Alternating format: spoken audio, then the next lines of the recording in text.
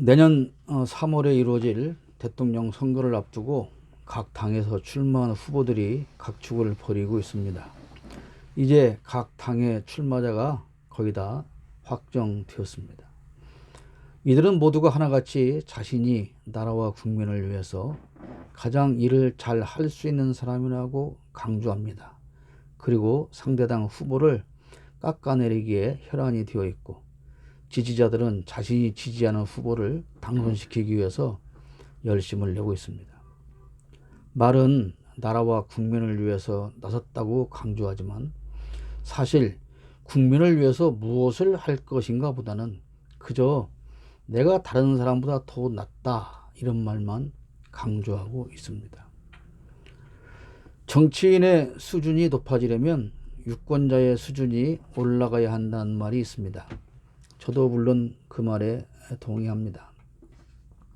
후보자가 무슨 말로 표를 모으며 지지를 요구하든 국민은 냉철한 판단을 해야 합니다. 그러나 많은 지지자가 큰 그림에서 후보를 보려고 하지 않습니다. 각자가 자기의 이익을 저울질하며 어느 후보를 선택하는 것이 나에게 이로울까, 그것을 먼저 생각합니다. 그리고 일부 지지자들은 맹목적으로 어느 후보를 심지어 숭배하기까지도 하는 것이 사실이기도 합니다. 심지어 교회 강단에서조차 설교라는 이름으로 목회자의 입을 통해서 거짓 뉴스가 전파되고 사실을 왜곡하는, 그래서 선거에 영향을 주려고 하는 일들이 부지기수로 늘어나고 있습니다. 누가 당선되어야 미래를 향해 나갈 것인가, 그런 것은 보지 않고 그 사람이 소속된 정당 후보만을 찍어야 한다는 생각으로 정책도 따지지 않고 거짓 뉴스를 퍼뜨려서 지지자들을 현혹해도 사실 유권자들은 그 사실을 제대로 따져보려고 하는 사람이 별로 없습니다. 우리나라도 그러겠습니다만은, 다른 나라도 그러겠습니다만은, 우리나라에서는 특히 그 어떤 것이라도 그 후보와 내가 묶여 있으면 그냥 그 후보를 지지합니다. 정책이 무엇이든 정치를 잘 할 것인가의 여부보다도 같은 학교 출신이라서, 같은 고향 출신이라서, 또는 먼 친척이라서, 종교가 같아서 등등 티끌만큼의 연결고리라도 있는지 찾아서 그 사람을 지지하고 지지를 호소하고 그리고 지지운동을 하기도 합니다. 오늘 성경 우리가 읽었던 본문에는 이스라엘 백성이 다른 나라처럼 자기들에게도 왕을 세워달라, 이렇게 사무엘에게 요구하고 있는 것을 봅니다. 사실 이때까지 이스라엘은 사람 왕이 없었습니다. 아브라함으로부터 시작됐을 때는 족장이 왕 역할까지 했었고, 그 이후에는 사사들이 왕의 역할을 했었습니다. 그리고 오늘 사무엘까지 온 것입니다. 사람 왕이 없던 그 시절 하나님께서 때와 상황에 맞춰서 일시적인 임시 지도자들을 세워서 친히 백성들을 인도해 가셨습니다. 그 역할을 위해서 하나님으로부터 선택되어지고 세워진 사람을 사사라고 합니다. 사무엘은 제사장이며 선지자이며 마지막 사사입니다. 그러나 이스라엘 백성은 다른 나라처럼 왕이라는 제도가 자기네 나라에만 없다는 것에 대해서 불만을 나타내고 있습니다. 왕이 없으니까 봐라, 우리가 나라가 발전이 안 되잖아. 아니, 다른 나라처럼 우리가 왕이 없기 때문에 왕이 이끌고 온 군대한테 우리가 전쟁에서 지잖아. 왜 우리만 왕이 없어서, 왜 우리가 이렇게 잘 못 살게 하고, 왜 우리가 전쟁에 나가면 실패하게 하는 거야. 그러니까 우리에게도 왕이 있어야 돼. 지금까지 우리가 이렇게 잘못 사는 것은 왕이 없기 때문이야. 이렇게 생각을 하게 된 것입니다. 그런데 사실 하나님보다 더 잘 이끌어갈 왕이 세상에 있겠습니까? 백성들은 그러나 그것을 인정하지 않습니다. 자기들이 잘못하고 그 잘못한 결과로 인해서, 또는 하나님 앞에 범죄한 결과 때문에 늘 어려움이 있고 전쟁을 통해서 패배하고, 하나님은 그런 것들을 통해서 깨닫기를 원했지만 백성은 그것들을 인정하지 않습니다. 눈에 보이지 않는 전능하신 하나님보다는 눈에 보이는 부족한 사람 왕을 요구하고 있습니다. 이때 당시의 이스라엘 형편은 사사기 마지막 장에 잘 표현하고 있습니다. 사사기 21장 25절 마지막 장에 보면 이때 당시의 이스라엘 형편을 설명하고 있는데요. 그때에는 이스라엘에 왕이 없으므로 사람들은 저마다 자기의 뜻에 맞는 대로 하였다. 여러분, 왕이 없어요. 지도자가 없습니다. 그래서 사람들은 모두가 다 각자 자기의 뜻에 맞는 대로 하고 살아요. 그것이 옳다고 생각합니다. 그러면 오늘 우리가 사는 세상과 차이가 있습니까? 그러면 오늘 많은 사람들은 왜 이렇게 저마다 자기의 뜻에 맞는 대로 하고 살까요? 왕이 없기 때문일까요? 그렇습니다.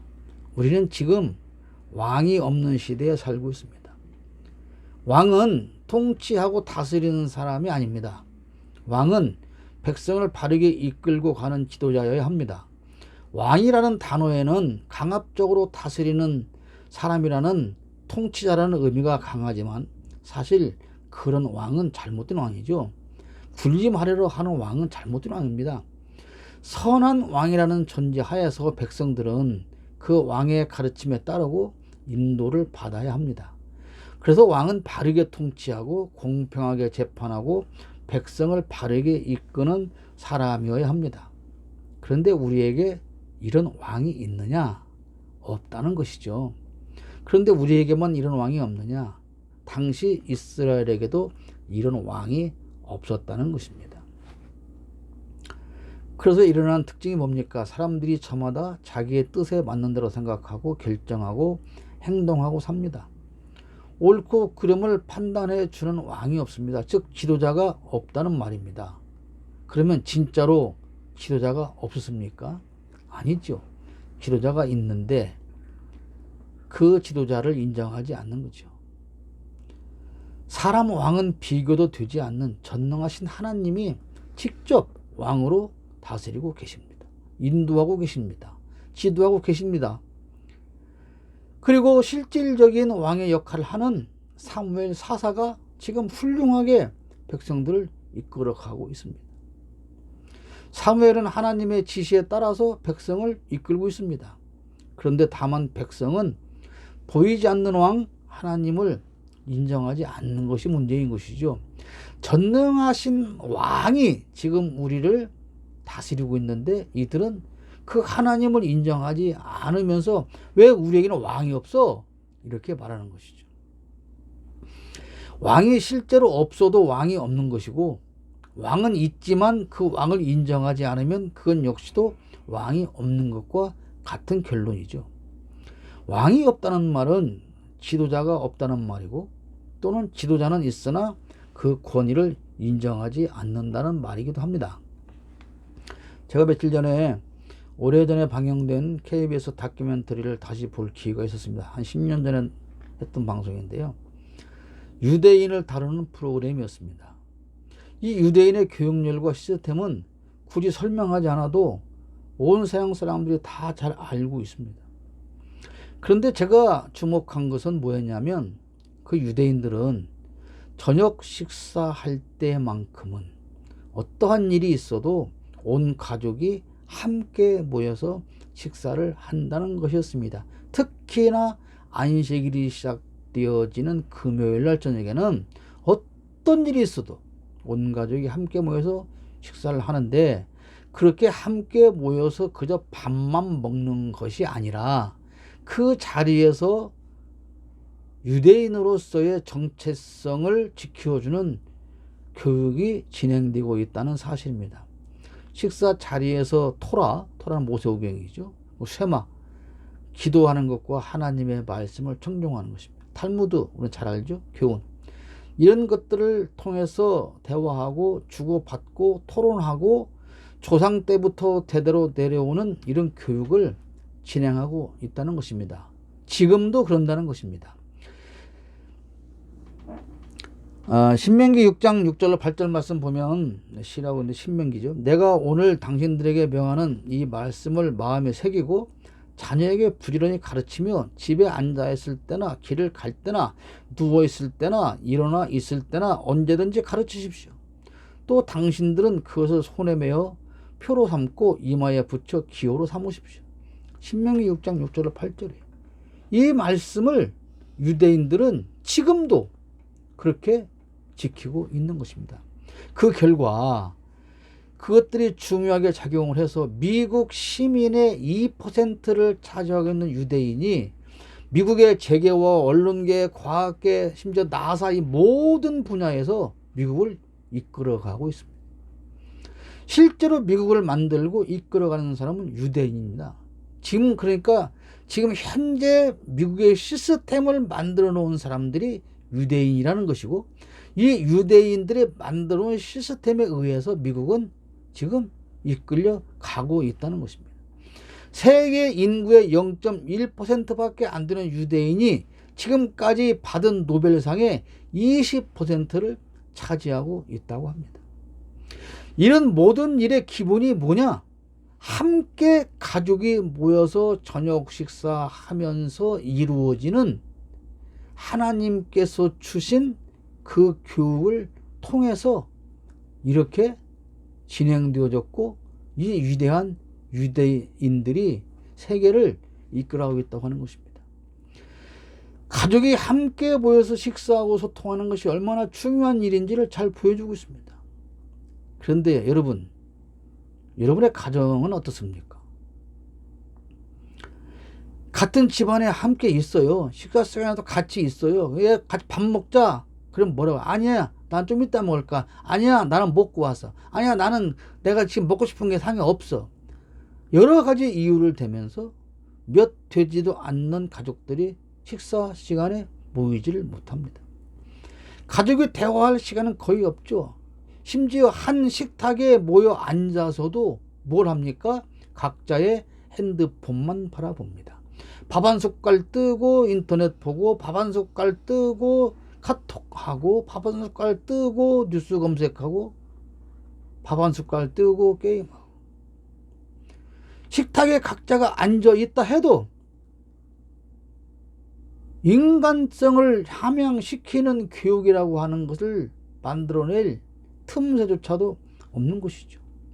각자가 자기 생각대로, 마음대로, 취미대로 살아갑니다. 왜 그래요? 가정에 왕이 없기 때문에 그런 것이죠. 지도자가 없는 것입니다.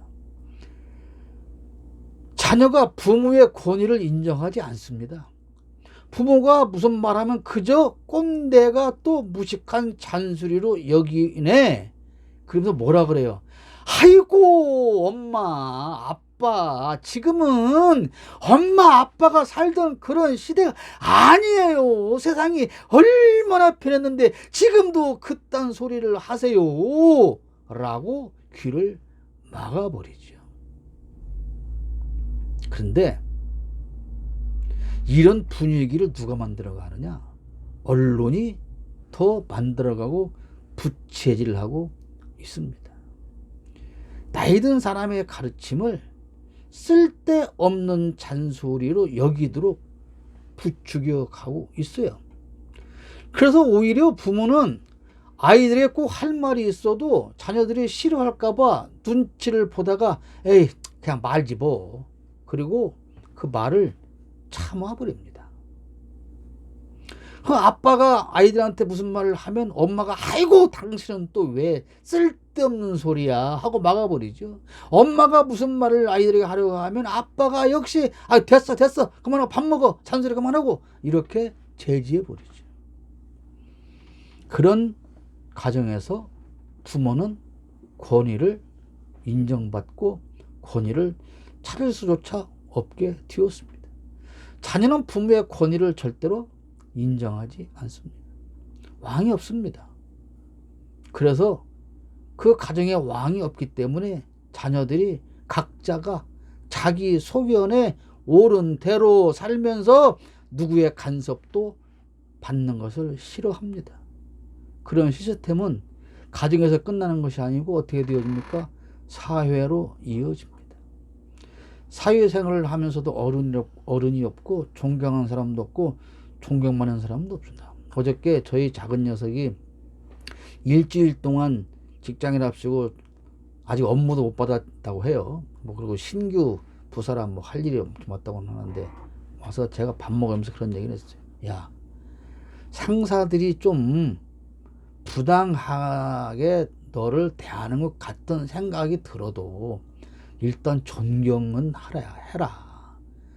네가 존경하고 네가 겸손하고 어쨌든 윗사람은 윗사람이고 아랫사람은 아랫사람으로서의 자세를 갖추고 사는 것이 사회생활의 기본이다. 커피 좀 타거라고 한다고 법에 고소해버리고 이건 좀 문제가 있지 않느냐 그런 얘기예요. 학생에는 스승이 없어요. 학생들이 존경하는 스승이 없어요. 스승은 그저 선생일 뿐입니다. 지식을 가르쳐주는 그냥 먼저 배운 사람일 뿐이에요. 선생은 제자들의 인격을 키우는 것이 아니고 자기가 가지고 있는 지식을 그냥 애들한테 가르쳐주는 노동자로서 밥 벌어먹고 사는 일로 전락해버리고 말았어요. 그래서 스승이 학생에게 존경받지 못하고 여차하면 스승과 제자와 학부모가 고발을 남발합니다. 회사에서의 상하 간에도 말 한마디 잘못하면 처벌 대상이 됩니다. 갈수록 사람 사이의 잔정이 사라지고 삭막해지고 있습니다. 존경할 어른도 없고 존경받는 어른도 없어지는 그런 사회가 되어버렸죠. 물론 나이 많다는 이유로 나이도 어린 것이 이래가면서 어른 노릇을 하는 것은 정말 잘못된 것입니다. 나이가 어리다는 이유로 사람을 함부로 대하는 것은 정말 잘못된 것이지요. 다만 어느 경우든 사람 사는 사회에는 사람끼리 나누는 따뜻한 정과 존중이 느껴지는 사회가 되어야 한다 그런 말이죠. 말씀의 범위가 좀 넓어지긴 했습니다만은 오늘 이스라엘 백성은 인간 왕을 요구하고 있습니다. 20절 말씀 볼까요? 우리도 모든 이방 나라들처럼 우리의 왕이 우리를 다스리며 그 왕이 우리를 이끌고 나가서 전쟁에 싸워야 할 것입니다. 실질적으로 있는 왕은 무시해버리고 그리고 불평을 해요. 왕이 없어요. 왕을 주세요. 지금 우리는 대통령 선거 국면에 있습니다. 국민 각자가 자기의 생각에 따라서 특정 후보를 지지하고 반대하기도 합니다. 그리고 다른 후보를 지지하는 사람을 적으로 생각하고 등을 돌리기까지도 합니다. 왜 그럴까요? 자기 입맛에 맞는 대통령을 원하기 때문에 그렇습니다. 내 입맛에만 맞으면 되는 대통령. 나라가 어떻게 되든 국가가 어떻게 되든 다 상관이 없어요. 내 입맛에 맞는 대통령이면 되기 때문에 그런 것이죠. 본문의 이스라엘은 자기들이 잘못한 범죄의 대가로 전쟁이 일어나고 하나님께서 내린 징벌의 결과로 전쟁에 지고 있는데 이들은 뭐라고 생각해요? 전술에 뛰어난 왕이 우리에게는 없어. 사무엘의 제사장이지 전쟁에 능한 왕이 아니잖아. 그렇게 생각하고 있는 거지. 그것은 사무엘을 무시하는 것이 아니라 사무엘을 사사로 세워놓은 하나님을 무시하는 것이죠. 오늘 성경을 보면서 우리가 깨달아야 할 것은 단순히 내 눈으로 판단하는 좁은 시야에서 벗어나서 투표를 해야 한다는 것입니다. 나와 상관없이 더 넓은 의미에서 진정으로 국가와 나라를 위한 정책을 펼 사람이 누구인지를 냉철하게 판단해서 투표하는 것이 옳다는 사실은 누구나 다 잘 알고 있지요. 특히 우리 기독교인들은 세상 사람이 판단하는 기준과는 달라야 합니다. 기독교이니까 무조건 기독교인 후보를 선출하는 것이 옳지 않다고 저는 지난번 설교 때도 말씀을 드렸습니다. 기독교인은 기독교인이라는 이유로 후보를 선출하는 것이 아니라 하나님이 보시기에 누가 더 옳은 후보인가 라는 것에 초점을 맞추고 살펴보아야 합니다.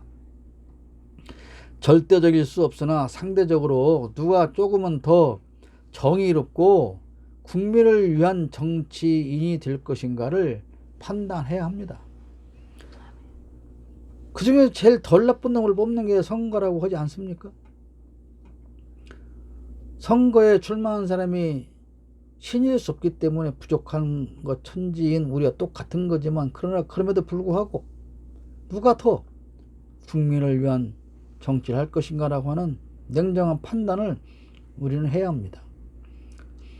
여러분, 기독교인 정치인이라서 하나님 편에서 정치한 사람을 몇이나 본 적이 있습니까?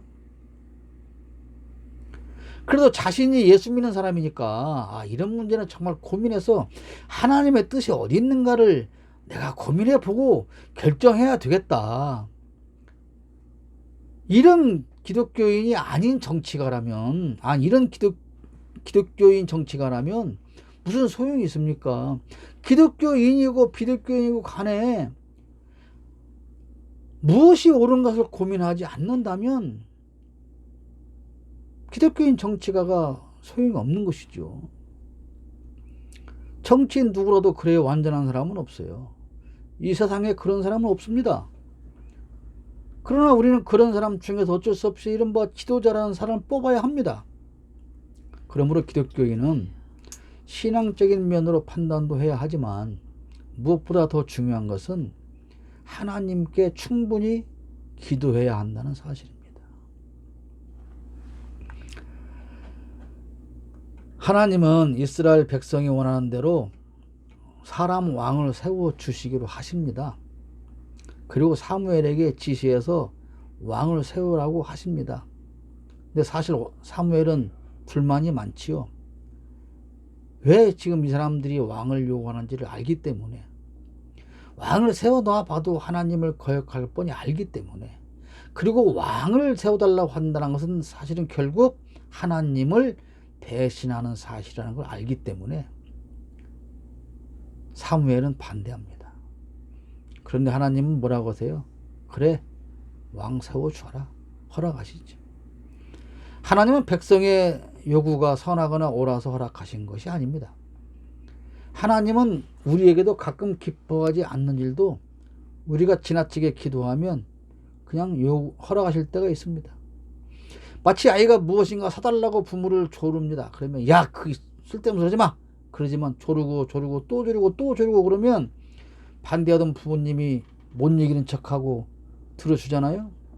원하지 않지만 아이의 줄기찬 요구에 허락을 합니다만, 그 잘못된 요구로 인해서 일어난 결과에 대한 책임은 네가 져야 돼 라는 뜻을 담고 있는 것이죠. 하나님께서 이런 의미로 이스라엘에게 왕을 허락하시는 거예요. 11절 보면 그렇습니다. 당신들을 다스릴 왕의 권한은 이러합니다.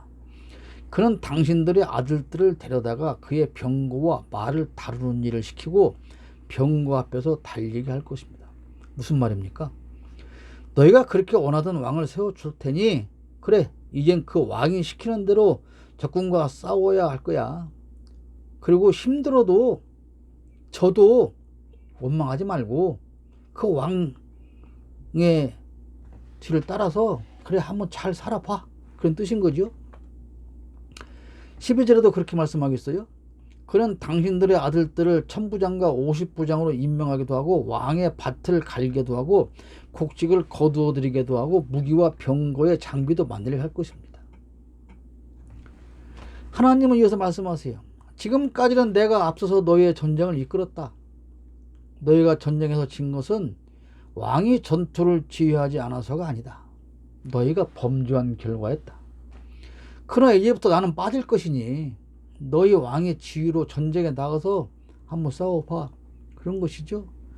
어디 그뿐입니까? 12절부터 15절 말씀. 그는 왕은 당신들의 딸들을 데려다가 향유도 만들게 하고 요리도 시키고 빵도 굽게 할 것입니다. 그는 당신들과 밭과 포도원과 올리브밭에서 가장 좋은 것을 가져다가 왕의 신하들에게 줄 것이며 당신들이 둔 곡식과 포도에서도 열의 하나를 거두어 왕의 관리들과 신하들에게 줄 것입니다. 지금까지 이런 일이 없었지요. 그러나 이제 왕이 생기면 그 왕을 위해서 엄청난 고통을 백성들이 짊어져야 한다는 것입니다.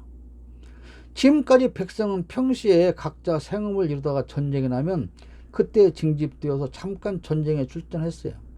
그리고 다시 돌아와서 생업에 종사하는 예비군과 같은 성격이었습니다. 아까 말씀드린 프로에 보니까 지금도 이스라엘은 그렇게 합니다. 그 미국에 사는 그 수많은 젊은이들이 여름 방학을 이용해서 이스라엘 군대 캠프에 참여를 해요. 그리고 거기서 군대 캠프에 참여하고 국적이 이스라엘도 아닌데 2년 동안 군 복무를 대부분이 지원을 합니다. 그리고 돌아가서 살다가 나이가 50이 먹어도 60이 먹어도 전쟁이 났다 그러면 그냥 이스라엘로 와서 예비군에 참여하는 거예요. 그렇게 살았어요. 지금까지 이스라엘은. 그런데 이제는 왕이 생기면 군인으로 차출되어야 합니다. 늘 훈련에 시달려야 하고 그 왕과 왕족을 먹여 살리기 위해서 세금을 내야 하고 그들을 위해서 궁에 들어가서 하인으로 살기도 해야 돼요. 그런 불편함을 20절까지 쭉 성경은 기록하고 있습니다. 이렇게 해서 초대왕으로 선정된 사람이 누굽니까? 사울왕이죠. 뭐 지금 사울왕에 관한 설명을 할 시간 없습니다만은 결론은 뭡니까? 하나님의 다스리심이 싫어서, 하나님이 전능하신 여호와께서 친히 백성을 인도하는 것이 싫어서 인간 왕을 갖게 된 이스라엘은 그때부터 불행해지기를 시작한 것입니다. 그 어떠한 명석한 두뇌와 지혜를 가진 사람도 전능하신 하나님을 따라갈 수는 없습니다. 그렇다면 오늘 우리는 누구를 왕으로 모시고 살고 있을까요? 선거를 앞두고 있습니다. 우리는 국민으로서 유권자로서 어떤 자세로 임해야 하며 어떤 사람이 선출되기를 기도해야 할 것인지 바른 판단을 위해서 기도해야 할 것입니다. 바른 판단을 위해서 지혜를 구해야 합니다. 그리고 하나님께서 바른 사람을 선출하시고 우리를 바르게 이끌어 가시기를 우리는 정말 간절히 열심히 뜨겁게 기도해야만 합니다. 내 입맛에 맞는 왕이 아닌 하나님의 입맛에 맞는 왕을 선출하기 위해서, 그런 지도자, 그런 정치 지도자를 우리가 선출하기 위해서 참으로 간절히 진정 어린 마음으로 기도해야 할 것입니다. 자기들의 입맛에 맞는 왕 사울을 뽑은 이스라엘은 결국 실패했고 사울왕도 비참한 최후를 맞이하게 됩니다. 하나님을 거역하는 삶은 결코 성공할 수가 없습니다. 하나님의 인도하심을 귀찮아하고 무시하고 거역하고 그 품을 떠나서 사람의 방법으로 행복을 찾아 나선다고 하면 결국 그 행복은 행복일 수 없고 불행일 수밖에 없습니다. 비록 대통령만 선출하는 것에 국한되지 않고 내가 오늘 세상을 살아가면서 나는 누구를 왕으로 모시고 그 왕의 권위를 인정하고 살고 있는지 냉정하게 우리의 삶을 돌아보시기를 바랍니다.